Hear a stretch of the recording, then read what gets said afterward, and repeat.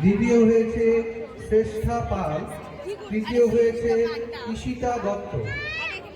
খ বিভাগে যারা প্রথম, দ্বিতীয় এবং তৃতীয় হয়েছে তোমাদের নামগুলো বলছি।